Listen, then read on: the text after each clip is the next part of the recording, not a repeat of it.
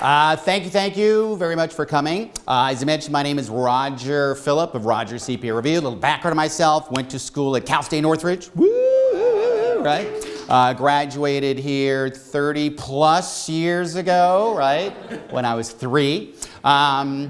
Left there, went to work at Deloitte & Touche in downtown LA, got my CPA certificate, left there many, many moons ago, started teaching accounting. Our job is to take this fun and exciting accounting, put it in perspective, help you accomplish your goal, which is to one day sit for and successfully complete this scary thing called the CPA exam. Now, today we're here to talk about something called how to prepare for Meet the Firms or Meet the Professionals. Now, this is probably one of the most important events of your life. This is how I got my job at Deloitte many, many years ago. Because I know we all think that the way that we get our job is by having an amazing GPA, right? We all think that you need a 4.2 GPA, right? We all know these people. We all hate these people, right? They ruin the curve. A lot of us don't have a 4.2, 3.9, 3.5, and so on. So just as important as having an amazing resume is meeting people that you're familiar with. And how do you get familiar with the people that do the hiring? Through this event called Meet the Firms. So the thing is, the fact that you get involved with this as early in your career as possible is very important. Because I realize that a lot of you are just starting out school and we're what, how many weeks in? 3, 4 weeks, right? And we all start out school the same way, right? We go, this semester, this quarter is going to be different. I'm not going to fall behind. Remember that? Right? And it's the first day of class and you get your syllabus. And then you go to the bookstore and you buy your accounting book and it's the biggest, thickest, heaviest, most expensive book. Right? And you're like, I'm going to study. So you're walking home with your book. I'm going to study. Leases, bonds, deferred tax. Hey, Raj, toga party, okay. Right? And then we go off and party. And it's the night before your midterm. And what do? Cram. Because we all think that we need that 4.0 in order to get the job. But just as important as doing that is meeting the people that do the hiring. And I know, as I said, for myself, I was getting involved late. Same thing with getting involved in Accounting Society and Beta Alpha Psi. Right? I got involved very late because all my friends are all going on. I'm like, dude, where are you going? We're going to an accounting club meeting. Woo! Sounds like a wild party, right?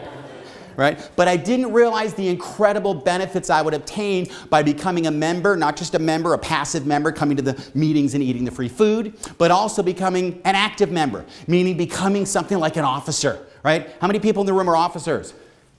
Look at that, right? And why are these people officers? Is it to help the world become a better place, right? We are the world, maybe, right? But also because it looks great on our resume, right? Also, it gives us a chance to get to meet the people that do the hiring.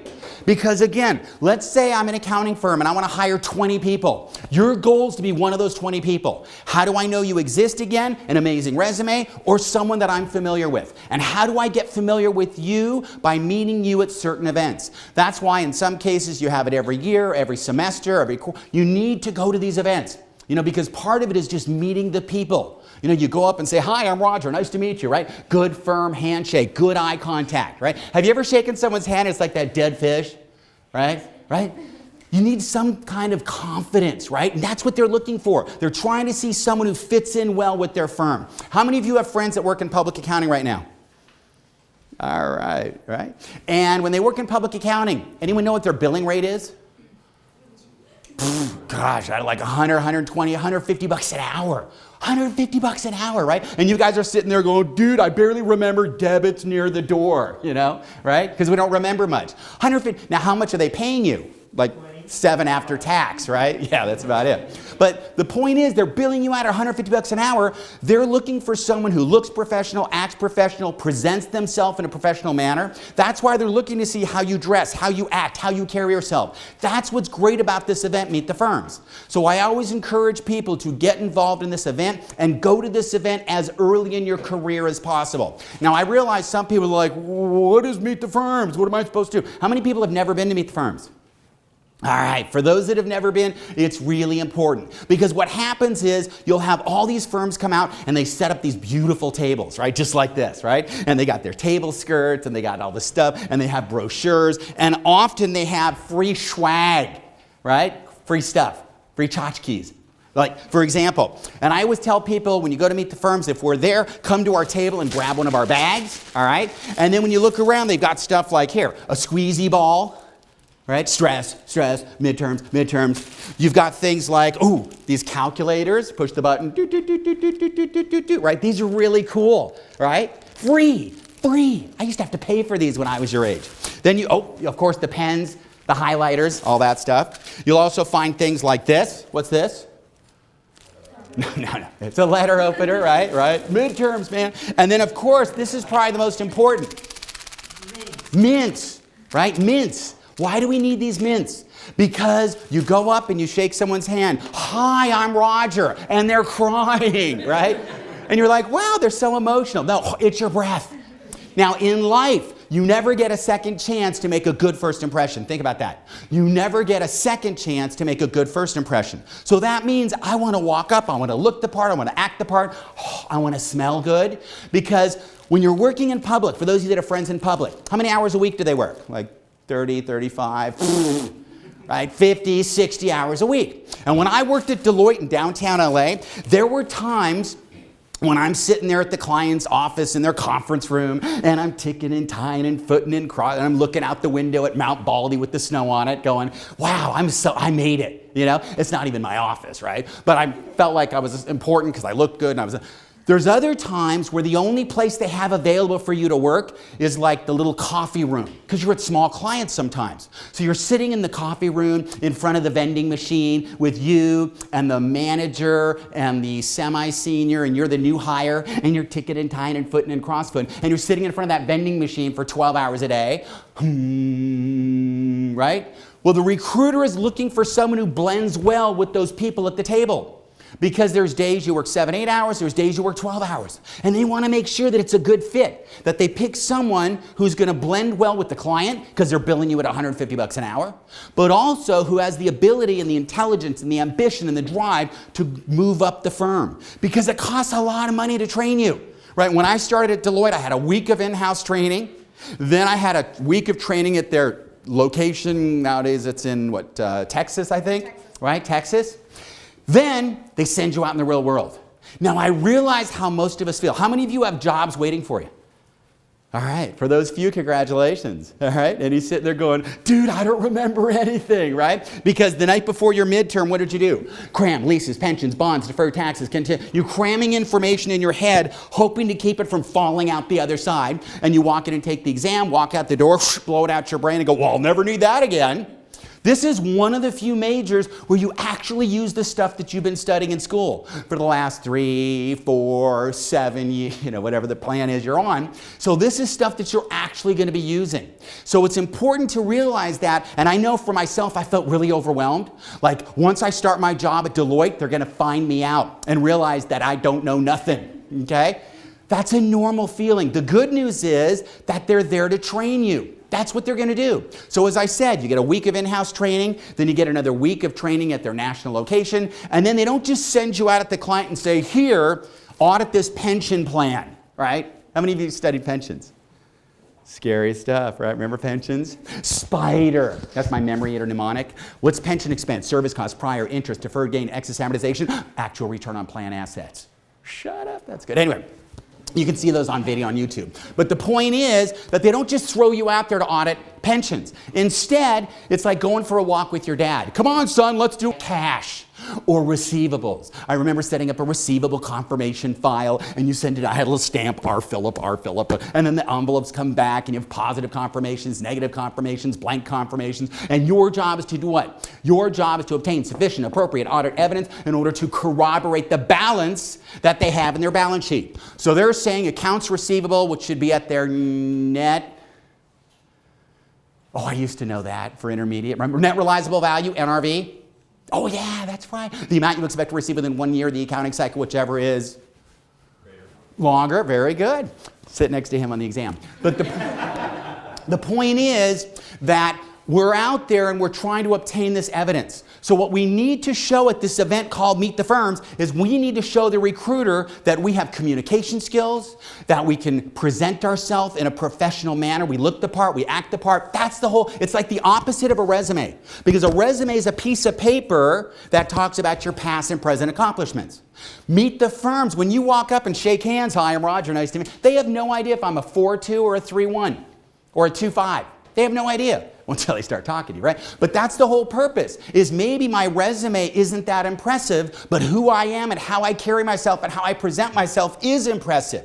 You know, I had a friend years ago who was the president of the accounting society, and he had like a 2.9 GPA, and everyone's like, ooh, that's not very good. But guess what? He was the president of the club, and he was working full-time at a grocery store, and he was taking accounting classes, and he had real-world experience, and he got jobs from all the firms, job offers. And he's still a partner at one of the big firms. So, I mean, even though his GPA wasn't great, he had reasons to explain why it wasn't great. But the way and the reason he got all these jobs is because people knew who he was. Because we all look at the recruiters like, oh my God, right? You know, they're like holding the door to our career. But they have tough jobs because their job is to answer to the partners, right? Their job is to bring in 20 people and hope that 20 people are still there 2, 3, 4, 5 years later. Now, I remember when I started in public, I think they said that only about 2 or 3% stay till partner. Wow. So when I had a start group in the LA office of 80 people, 8 times 2 is 1.8 times 3 is 2. So there's actually 3 people that I started with that are still there that are partners. So that's even above average, right? So we had about 2.5, 3% that stayed, which is great. But that means 97% of you that start are going to leave. And they know that. But they'd rather have you leave at year 4, 5, 6, not year 2, 3, 4, because then it costs them money. So the recruiter's job is to hire people that blend in well with the firm, that have a personality, that have energy, that have communication skills. So it's not just about having the high GPA and having the technical research skills, but also the communication. And I remember when I told all my friends, they go, hey, what's your major? I go, accounting. They go, oh, right? And they picture us as these kind of dorky people with our glasses on and our pocket protectors, and we're taking, hi, I'm Raj, I'm a CPA, nice to meet you, you know? They don't realize we're hip and cool, all right? We have personality, more or less, right? So the point is that we're trying to make them realize that you have to have communication skills. And that's where all your non-accounting friends don't realize that. They think it's just about grades, but it's about, because in auditing, as I went out to the clients, my job was to go out there and ask the client questions. So I would go out there and I'd pick up their financial statements, and as you learn in your audit class, whose statements are these? Management's, right? So management's responsible for the preparation, management's responsible for the presentation. Our job, should we decide to accept it, is to obtain sufficient, appropriate audit evidence to corroborate the changes. How many of you, again, have had an audit class or are taking audit? All right, very good, right? Fun stuff, isn't it? And we have a lot of mnemonics or memory aids. Like when you pick up these statements, what are they asserting? You perceive, understandability, presentation, existence, rights, completeness, evaluation. And your job is to go out and give an opinion. So in order to do an audit, you need to do what? Go out to the client and ask questions, right? And then you have to act with something called professional skepticism. That means you question and doubt everything. So when I go out there, I say, hey, client, I need sufficient, appropriate audit evidence to corroborate this change in the balance. And the client goes, oh, I hate accountants. I hate accountants, right? And then you get the information, and then I ask questions. How do I know this? How do I know that? I need sufficient, appropriate audit evidence to corroborate this change. You don't have to like beat it, but the problem is that professional skepticism you carry home with you. Right? I get home, honey, I'm home. I missed you. How do I know you missed me? I need sufficient, appropriate audit evidence. Right? That's called professional skepticism. That's what you're doing as an auditor. So when you go to meet the firms next week, your job is to go up and meet people at the table. Your job is to show them that you have communication skills. You want to act the part. You want to look the part. Right? Inquisitive. You have questions. You're interested. Because that's part of what we're doing in audit, even in tax. Right? Even in tax, when you're inside the building doing a lot of the work, you're not traveling as often to the client, but you still have to be able to ask the questions and communicate with people within the firm, communicate with the client. So that's my job, is to show them. So maybe I only have a 3.0 GPA. It doesn't mean that all is lost. It doesn't mean that I can't get a job in accounting or public accounting. But what it means is that you need to show them that you have the skill set needed. So what is Meet the Firms? Meet the Firms is basically this informal reception. And as I said, all the firms come out and they set up these beautiful tables. And then we'll give you a bag and you get all that freebie stuff, you know, the calculator and the squeezy ball and stuff. It's kind of like Halloween came early. Trick or treat, right? Some people go just for the free junk. Okay, and then they take it, and I used to do that twice a year. I'd get the free stuff, put it in the corner of my room, and then go, what's this bag when I'm cleaning them? Oh, that's the stuff for Meet the Firms. Here, this pen's dead, highlighter's dry, candy's old. Oh, here's a calculator, I'll give it, you know.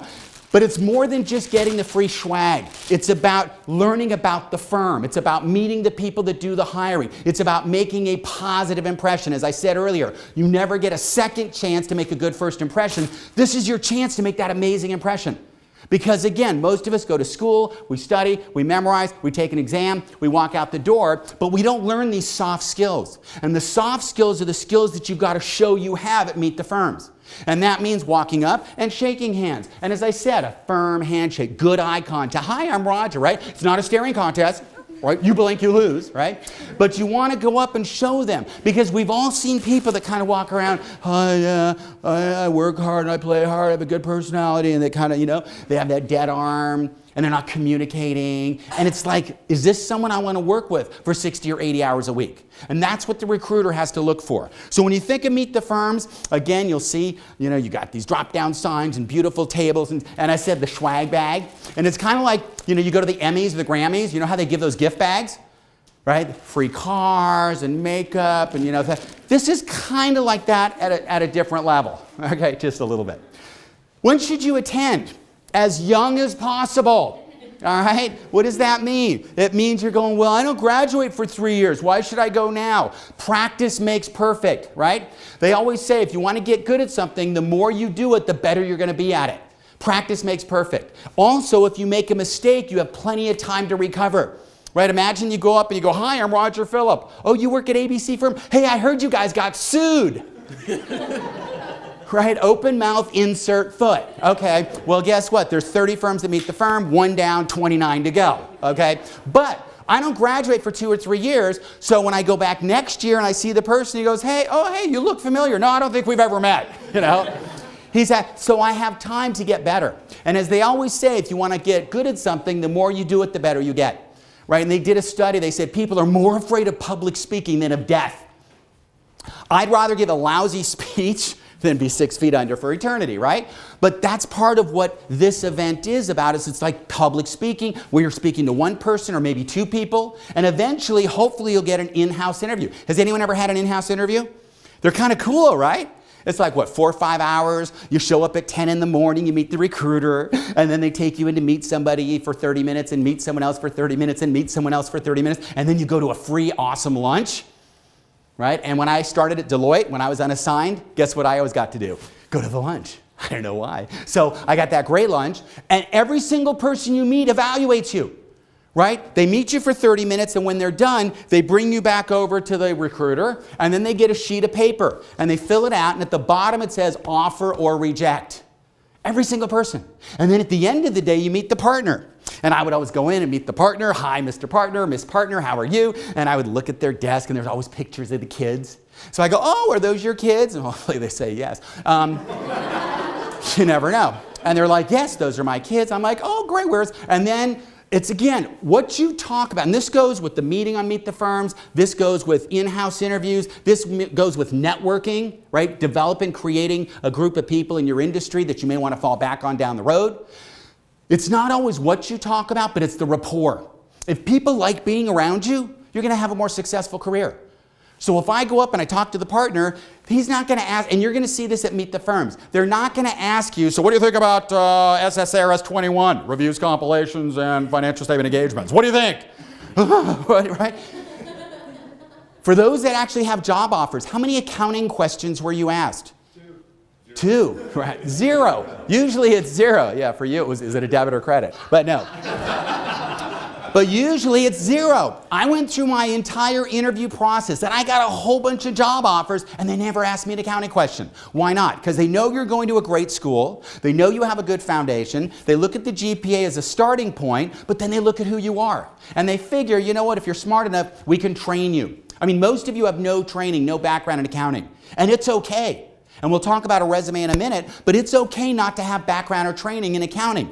They prefer it sometimes because they want to mold you like a little gummy piece of Play-Doh, right? They can mold you the way they want to fall in and to learn their process and their way of doing accounting. And they know you're going to a great school. They know you have a decent GPA, but it's beyond that. It's about who you are and how you fit in. So usually in the in-house interviews at Meet the Firms, they're not asking you accounting questions, but they're trying to get to know who you are, how you carry yourself, how you present yourself. That's why I say go as early as possible. all right? So practice makes perfect. Recognition. In other words, you start to see the same people. I remember when I went to school here, I would see the person to meet the firms, then I'd see them at the banquet, then I might see them at a firm tour, then I might see them at, I don't know, we used to play a broom ball. I don't know if you guys, you just beat each other, right? And it's all about meeting the right people, and these are the people that can change your life. And it's much easier to meet the people now while you're in school than when you graduate. Because I graduate, I get a job, I hate my job, I quit, and now I'm just on monster.com trying to find a job, or LinkedIn, or whatever, if they're still around. The point is, because the stock's down, but the point is, it's easier to get a job while you're in school. So take advantage of this. Go to meet the firms, go as early in your career. What are employers looking for? Your poise, your confidence, the way you present yourself, the way you carry yourself. Last week I was in the East Coast and I went to this, they had like this event and a bunch of firms set up tables in the lobby of the school because it's a huge school, and all these kids were, and I'm watching these kids standing in line waiting to talk to the one recruiter, you know, and there's all these other companies. I'm like, dude, hit them all up. And then there's other people that are just trying to get the free junk. But I'm watching the kids and they're kind of like this, and they're, you know, those are the ones that aren't going to get the job. And it's about, again, your poise, your confidence. Because again, think about, they're sending you out to a client at $150 an hour. They want to make sure you look and act the part. Very, very important. And I talked to a recruiter and she said, yeah, you know, there's some great people here. And then there's some interesting people. She goes, like, there was somebody who kept coming up to my table and they go, hi, hey, this is the third time I'm seeing you. And she's thinking, why are you admitting that? You know, I think I need to get a restraining order, Mr. Stalker. So, I mean, you don't want to be kind of awkward out there, but you want to be calm, confident, give a good impression. As I said earlier, your communication skills are very important. How you carry yourself, how you present yourself, how you communicate to them, because they assume that's how it's going to be, how you communicate internally within the firm, but also how you communicate to people like the partners. How to prepare? Well, usually on the Accounting Society website or beta office, they'll have a list of the firms that are attending. Yes, we do. So I suggest look at that list. And some schools have 10, 20 firms. You guys have like 50 plus. Last semester, I think it was over 60. Over 60 last semester. Wow, right? That's awesome. Now, how long is Meet the Firms? 3 hours. 60 firms. That's like what? 3 minutes a firm. Hi, I'm Roger. Hi, I'm Roger. Hi, I'm Roger. Not enough time, right? So I suggest you do a little homework ahead of time and figure out who's going to be there. So go to the website, look at who's going to be there. Is it Big Four? Is it national? Is it local? Is it public? Is it private? Is it governmental? Who's going to be at this event? So I can start to look at and say, who am I interested in? Wow, I'm interested at Deloitte because of this. I'm interested in the other big firms because of that. I'm interested in national firms, local firms, and so on. But also be open-minded and say, hey, I also want to look into the other areas, which is private accounting internally and governmental accounting as well, which I'll talk about in just a minute. So take time to research the firms. You don't have to memorize everything. Okay, they've got 12,227 employees in the United States. They've got 427 offices. No, you don't need to do that. But find out about, if it's a smaller firm, let's say, or maybe it's a big firm, what do they specialize in downtown LA? What do they specialize in Century City? What do they specialize in their Woodland Hills office if they have one? Let me find out, because I'm going to meet people from all these offices, so I also know to ask, are you in the audit department? Are you in the tax department? Are you in consulting? Are you in, you know, so I can start to learn the different departments that exist within the different firms. Assess your strengths and weaknesses. So you sit down and say, gosh, what is it I'm really good at? You know, what do I feel good about, and so on. But also your weaknesses. And also be ready when you go on these meetings, and especially when you go on in-house interviews, they're going to ask you these things called behavioral questions. Right? And they don't just ask you yes, no. Hey, where'd you go to school? I went to Cal State Northridge. Oh, did you like it? Yep. Did you have a good accounting teacher? Yep. Right? Never answer one-word answer, yes, no. You always expand. Oh, why'd you go to this school? Well, because I know they have a great accounting program, and a lot of the professors really have hands-on experience, which I find is really beneficial for me to learn not only the stuff out of the book, but also get some understanding of what's going to happen in the real world. And then I'll say, where did you go to school? Oh, I went to this school as well. Boom, and then you have something in common, and you're talking, and so on. So again, just asking questions and responding to questions, not with one-word answers. But you're also in those, and look up, go to Google and do behavioral question search. Especially before, if you get an in-house, because go through that list of questions. Have you ever had a situation where you took on a class project and one of the people didn't do their work? How did you handle it? You know, stuff like that. Okay. Also think about your weaknesses, because they love to ask, what are your strengths? What are your weaknesses? Now, you may not want to be real honest, right? I'm kind of lazy and I drink too much, and I have a little bit of a gambling problem, So maybe you don't want to say, but you want to take your weakness and make it a strength, right? What's your biggest weakness? Well, I'm a little bit of a workaholic. Pfft, gee, that's a weakness, right? I try to hire everyone who's a workaholic, right? I'm a little bit of a perfectionist. In other words, I'm working on class projects, but I never feel like it's good enough, so I tend to spend a little bit too much time on that when I really should be moving on to the next thing because I really want it to be perfect, but I'm learning that, you know what, it's okay to be 99.9% instead of 100. So think about what is a good weakness to make into a strength, okay? But that's not your time to, it's not like confession, well, I have this problem and this problem, you might get a better job at something else though. All right, talk to students who have attended. So that's the benefit of joining the clubs is you get to meet like-minded individuals, right? We're all passionate about accounting. Scary, but a real good party there. But the point is talk to people who have been through the experience, people who have already been to the event. Hey, how was the event? What'd you learn? What'd you like? And so on. The other thing is sometimes the clubs set up like a mentor program where you can meet someone who's already been through it and they'll kind of walk you around a little bit. And that way they'll bring you up and say, hey, this is so-and-so. Oh, hi, yeah, and so on. So it's a nice way to kind of meet the people. The other thing I always tell people, because I know you're a little nervous about going to this event, if you've never been and we're there, come up to our table first. Because we're here to calm you down. We're here to help you. You go up to a firm and you go, I've never heard of you. Or Deloitte. Oh, are you guys new? Hello, right?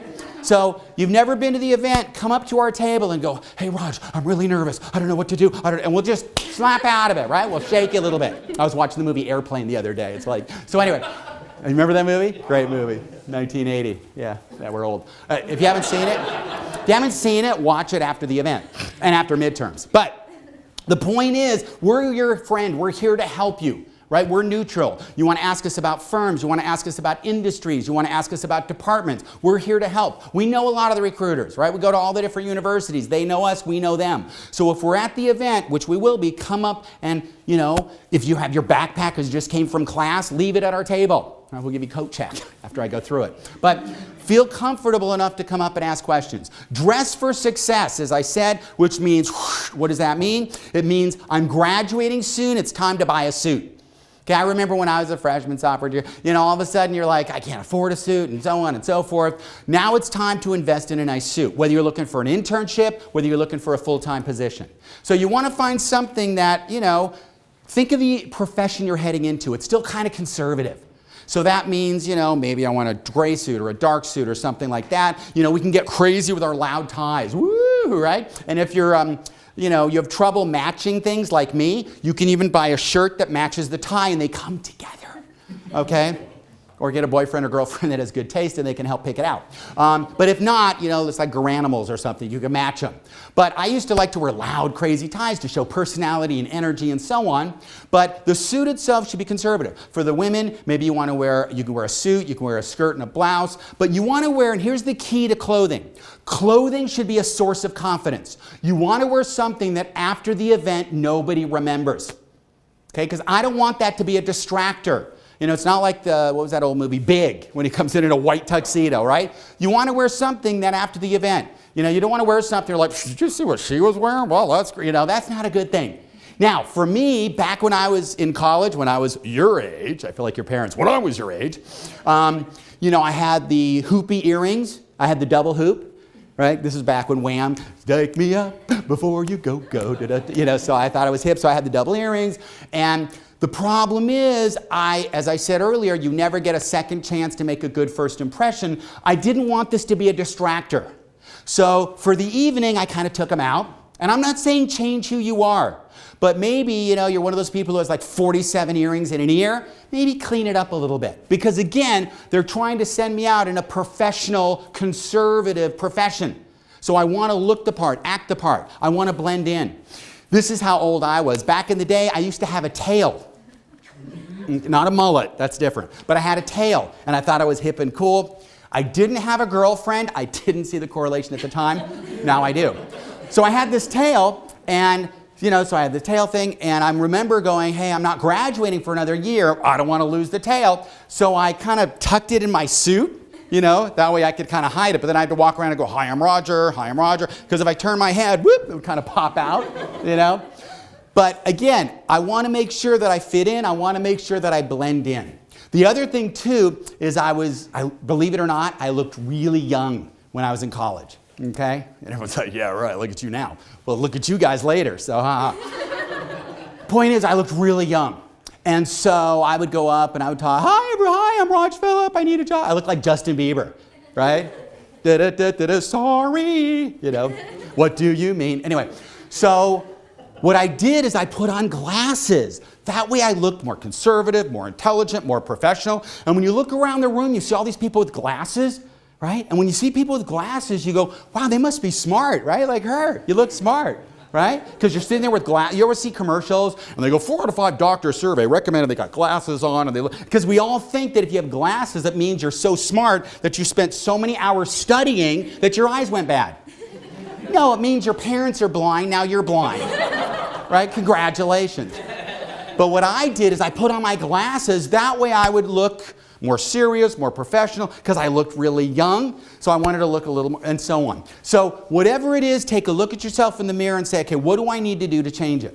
The other thing it's time to do in your life is take a look at all of the stuff that you're putting out there, especially in social media. The good thing is when I was your age, we didn't have social media. We didn't have computers. We didn't have iPhones. Whatever I did, unless someone took a picture or recorded it, it's gone. Thank gosh, right? For you guys, you do one thing, it is there forever. So it's time to take a look at things like your voicemail, right? Check it. You know, this is the one from college. Now it's time to grow up. It's like, hey, you're calling, hey, you've reached Raj, but I'm not home. Baby got back, baby got back, you know? Maybe make it a little bit more professional. Look at your LinkedIn, look at your Facebook, right? You're sitting there doing upside down margaritas, woohoo, right? And recruiters, look at this stuff. So it's time to kind of privatize it and set up a professional Roger Facebook, okay? I used to say MySpace, but who the heck, what's MySpace? I don't know. The point is that it's time to take a look at all that. You know, make it professional. So whatever that is, time to do that. Because again, I'm trying to pick between these two people. They both have 3/8, they're both awesome, and there's a picture of her lying on the floor with a bottle of tequila. Maybe not good for the new hire party. So again, yeah, you like that one. So take a look at it to make sure. Dress for success. Think about what you're going to wear, how you're going to wear it, how you're going to present yourself. Your resume. What is a resume? A resume is a snapshot, a picture of your past and present accomplishments. The thing is, at this point in our life, we really haven't done that much yet. That's okay. That's normal not to have done much. But it should never be more than 1 page because you're going into an entry-level position. When you go for VP, president, you know, head of something, maybe 2 pages is okay. But cut it down. Also, whatever the job is, focus it in how it relates to accounting. So let's say, for example, back in my day, the only job I had is working as a barista at Starbucks. Okay? So what am I going to say? Well, I might say something like, let's see, you come in and, hi, can I take your order? I'll have a half-calf, decaf with a twist. And I say, okay, that'll be $4.27. Dealt with financial transactions, right? Financial, it's accounting. And then you come up and go, hey, I ordered without whipped cream. Oh, I'm sorry. Dealt with conflict resolution, right? So you're taking whatever job you had, and it doesn't have to have been in accounting. I got plenty of job offers, and I never worked in accounting until I graduated college. But take whatever jobs you had. I did customer service stuff. I did product demonstrations at Costco back in the day. Hi, would you like some free cheese? Hi, right? But you think of the words, and look up words on the internet. Action verbs, right? Action verbs. You want to include words in your resume. Created, implemented, designed, managed, supervised, developed, right? It shows that you took an action. So look up action verbs, put those in your resume. Also, if you go to the Career Center, they'll help you write it. But also do a Google search. But don't just look up resume, look up accounting resume. Because you want to include that stuff that relates to the profession you're heading into. But again, your resume, a picture of your past and present accomplishments. Again, we haven't done that much yet, but I want to show my interest. You know, I put stuff on there like worked in Europe for 3 months. Worked at a children's summer camp, traveled here and there. Why? Because when you get that in-house interview, there's times where you're interviewing people who are really good. They do this for a living. They know what to ask you. Then other times they go, who's available to interview this guy? Oh, here's a manager. And you walk in there and he's got no personality. and he's interviewing you for 30 minutes. And then he's looking at the resume and goes, oh, you went to Europe. And you go, yeah. And all of a sudden you're spending 20 minutes talking about Europe, and the guy likes you because he just got back from Europe. So it's not about the accounting knowledge, but it's about what you have in common. So I like to put stuff on there to make people kind of interested to see that I'm a well-rounded individual. I speak different languages. I have different computer skills. I volunteer at my church or my temple or whatever it is. But I want to show them that I have interest, just not only accounting, but interest outside of that as well. Create a lasting first impression. As I said several times, a firm handshake. Again, you're not trying to break their hand, but you want to show them firm, good, calm, confident, good eye contact. Right? Good body posture. So you're standing up straight and you're interested and interesting.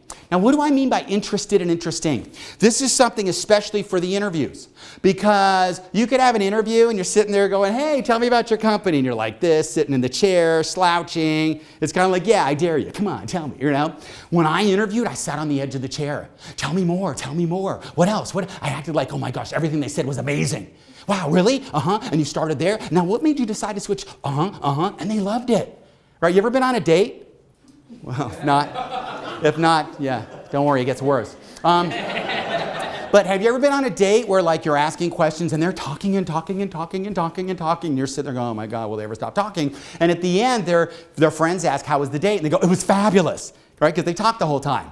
And you're thinking, well, they talk. So I like to get people to talk, because when they talk about themselves, they like that. They feel like they have a good rapport. So yes, they're going to ask you certain questions, but then I like to turn it around and ask other questions. So do a little bit of research before the event. Find out who's going to be there. Start to think about some questions. Maybe you've got 5, 6, 7 questions set up. But you want those questions to just flow. So as you're sitting there and I'm saying, so what office are you in? Great. So what department are you in? What kind of clients have you worked on? What is a typical week like? What kind of training did you get? Do you do it local? Do you go? So I get them to talk. Hey, do you get a lot of vacation time? Yeah, where'd you go? I went to Maui. And then we start talking about Maui.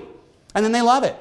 So it's not just about what's happening here, but to show them you're interesting and interested. As I said earlier, no one-word answers ever, right? You want to show them that you have communication skills, because a lot of our job is oral but also written communication. And they're going to assume that if you have that oral communication, it probably follows to the written as well. So and they're not testing you at the time, but it's important to give them that confidence in it. Again, calm, confident message. How to behave. Get off to a good start. Go with a friend or meet someone there. So if it's an event, like for example, in this case, you show up with your suit. The event starts at 6 o'clock at night for 3 hours, 6 to 9. It's a 3-hour event. Get there an hour early, okay? Because anything that can happen will happen. Bad traffic, your tire blows up, whatever. So you don't want to, and as I said earlier, you've only got 3 hours. That's 180 minutes to meet all the firms. And I don't want to skip anyone necessarily, because that's the firm that I was going to get a job from. Oh, darn. So I want to make sure I allow enough time, get there early. As I said, go with a friend, but don't go in too big a group, right? And this is where us guys have a problem. Again, I'm stereotyping, But basically, it's like, we go, hey, let's talk to that recruiter, come on. And there's like 5 of us guys around the recruiter, and there's one recruiter with 5 of us. They're not going to remember any of us. So I always say break up in groups. And that's where somehow women have an advantage, right? Because they kind of go in pairs, like Noah in the Ark, right? And it's like, they go, hey, Crystal, I'm going to go to the restroom. Okay, I'll go with, right? We don't do that. Hey, Bob, I'm going to go to the bathroom. You want to go? Let's go together, But women somehow, so I suggest maybe on your own or with one other person, but I want to talk to the recruiter so they remember who I am. I want to wow them. I also suggest you bring your resumes with you, right? If you got one of our brochures, bring it with you, put the resume in there, right? Don't just walk around with a stack of resumes, go, resume, who wants one, right? But maybe put it in a nice folder and you carry around with you. So I'm walking around and I'm just hand up and I go up and I go, hi, I'm so-and-so, how are you? Nice to meet you. And then I start talking and then I go, oh, do you mind if I give you a resume? And then I give it to them and then they start writing notes on there. So that's fine. Bring a resume, prepare a resume. As I said earlier, if you don't have one, go to the Career Center. They'll help you. Look on Google. Look for accounting-specific resumes. That will help you as well. Now, arrive early. You line up. Usually they give you a name tag. And everyone's like, where do I put the name tag? Right? You put it on the right side so when you're shaking hands, they can see it. Because if you put it on this side, they can't see it. Not that we shake hands like this, right? But put it on the right side. Okay, it's kind of like I used to do etiquette presentations, right? And you go like this, BD. What's BD? Bread, drink. The bread's on the left, the drink's on the right.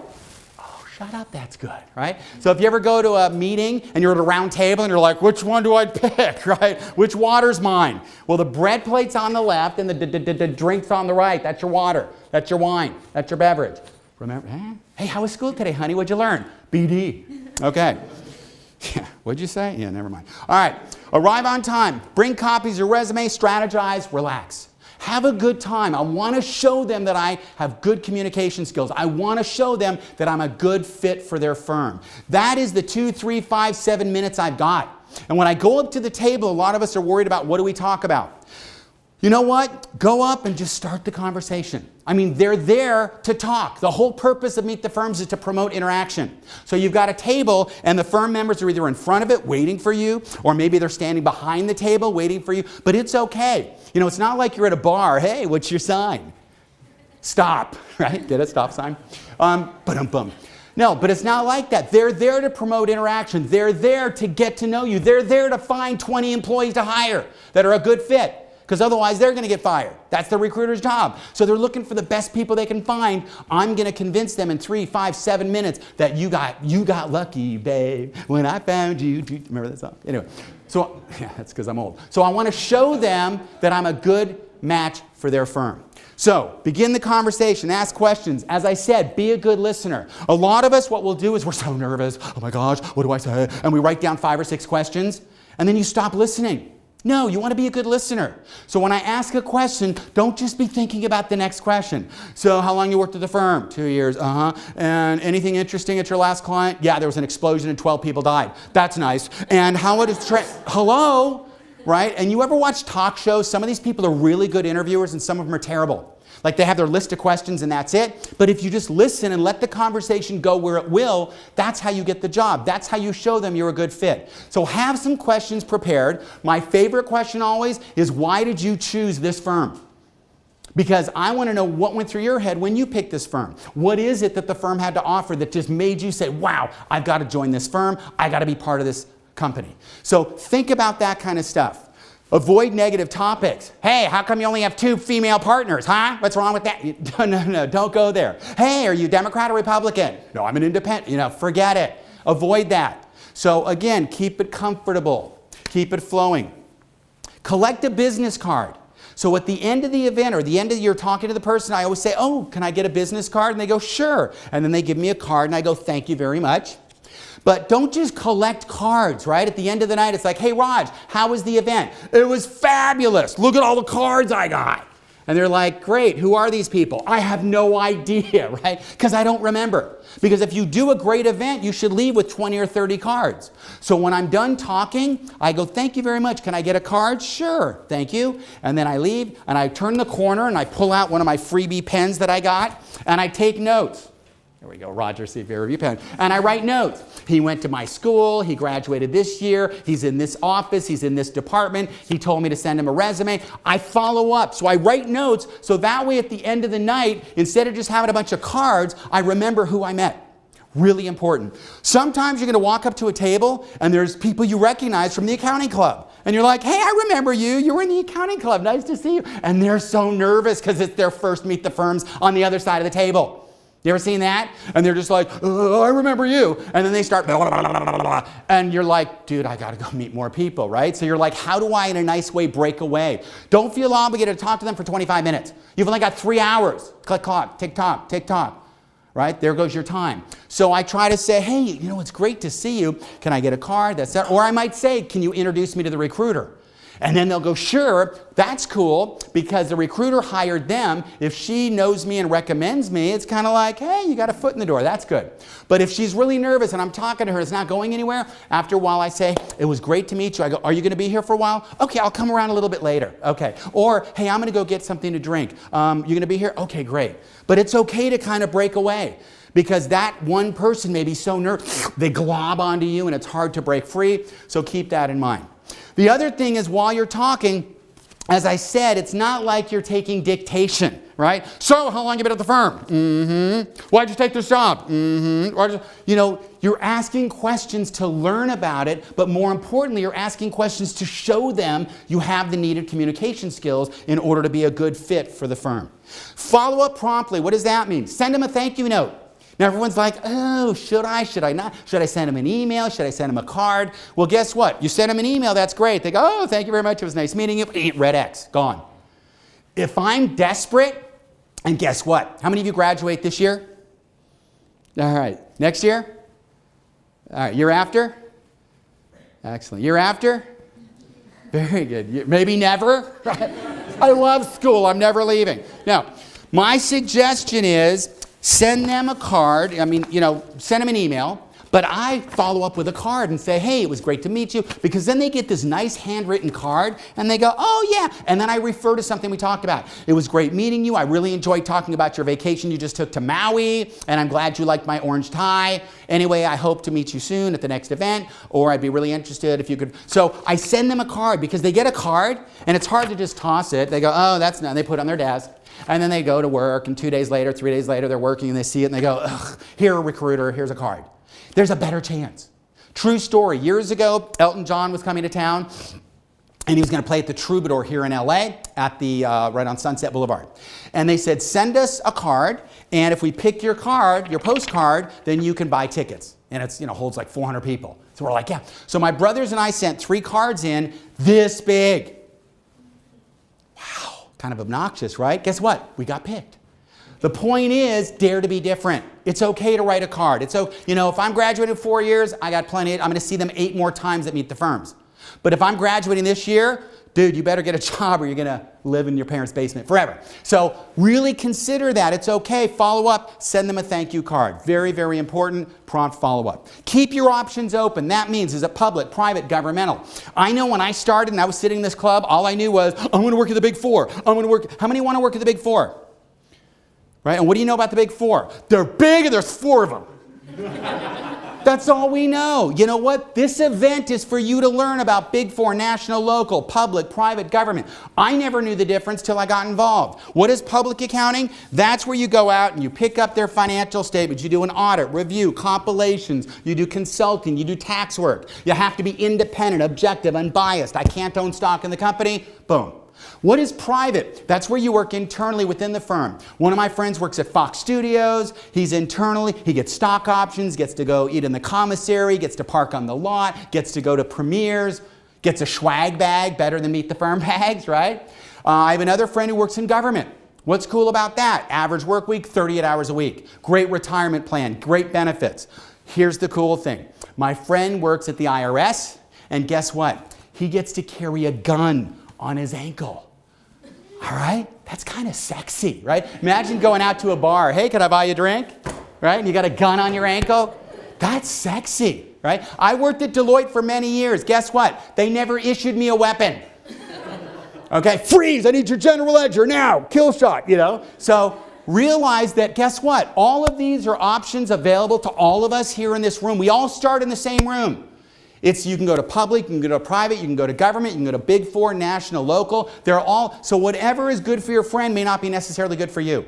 So really shop around, and this is the best way to figure out what are the options, what's good for me, what am I going to enjoy about public accounting, private accounting, or governmental. So that's what I suggest. That's the importance of an event like Meet the Professionals or Meet the Firms. Thank you very much. Real briefly, I know, how many have class at 1 or so? Okay, so I'll let you guys, also hand in your green, I love that, hand in your green card if you haven't already. We're going to do a raffle. So hand that in and we'll do a raffle, and if you're not here, we'll still contact you if you won.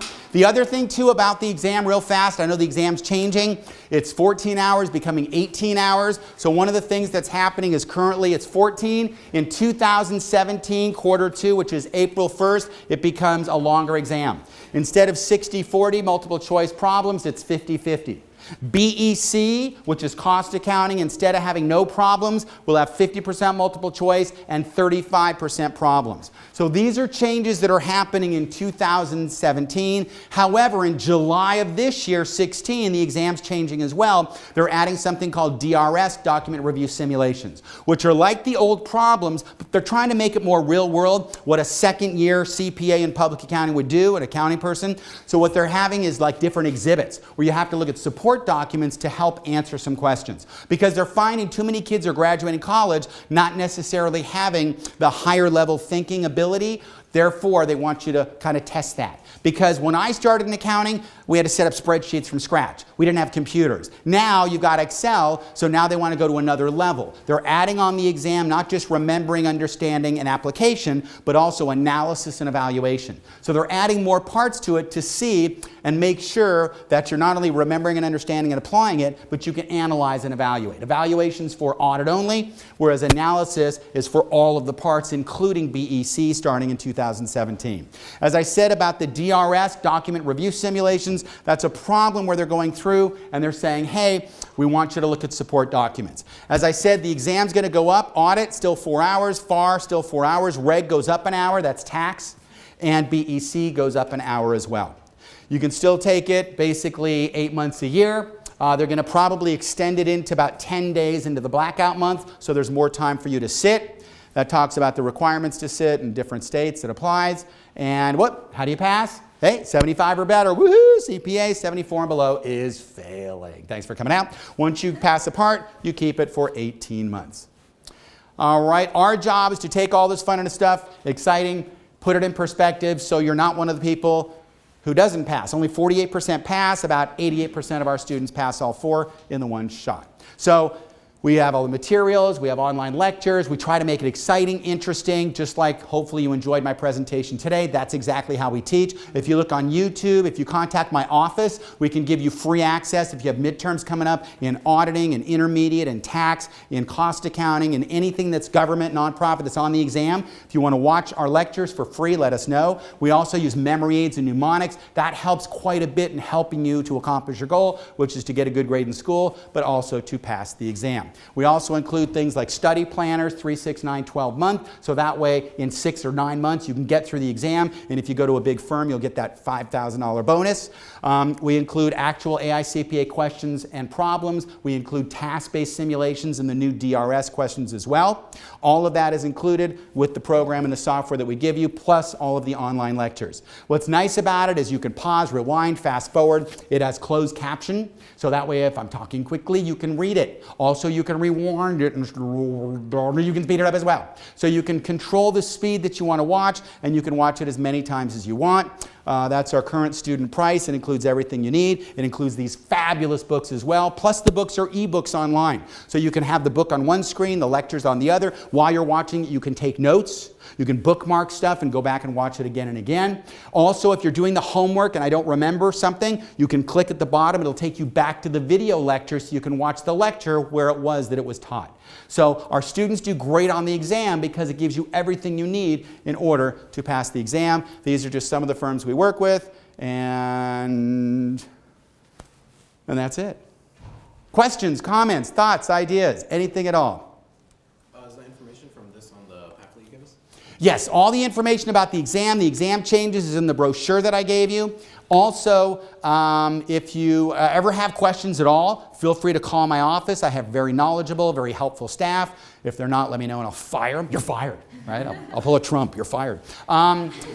That's his hair, by the way, in case you couldn't get it. But yeah, no, any information. And the exam's going to be changing in 16, right? In July, they're going to have the DRS, and we're already incorporating that into our software. In 17 is when it goes from 14 to 16 hours. There's going to be some stuff that's like, what they're trying to do is make it more real world. So stuff that you can look up easily, like tax return due dates. Is it 3/15, 4/15, 5/15? They go, you can look that up. We don't need that. Higher level stuff that someone beyond a 2-year accountant would do, they're getting rid of. Do I need to know corporate tax and the mergers and the different types of mergers? You know what, you're not going to do that in the first 2 years. But let's get more hands-on. You're going to be doing things like depreciation analysis. You're going to look at things to see if they calculate it correctly. Was it a Section 1033 or a Section 1041? Let me look that up while I'm taking the exam. Let me then pick the DRS, the Document Review Simulation choices, pick it, and solve the question. So they're trying to make it a little more, and that's kind of how it was when I took the exam. When I took the exam, it was 19 and a half hours.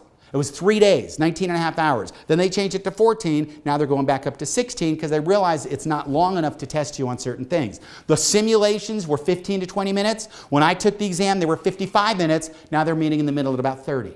So they're trying to make them a little bit more detailed. So don't panic. Right? I got through the exam, you can get through the exam, and that's our job, is to make it exciting and interesting, but help you focus in on what you need to know, help you accomplish your goal, which is to pass the CPA exam. Questions, comments? Yes, sir? How long the course is valid after purchase? The courses are good for up to 24 months, which is 2 years. And they give you 18 months. You study, you take it, you pass it, 18 months to lose it. We give you 18 to 24, depending on which package you buy, but they're good to up to 24 months. We have offline lectures, so if you want to watch it climbing Mount Everest and there's no internet, you can watch CPA Review.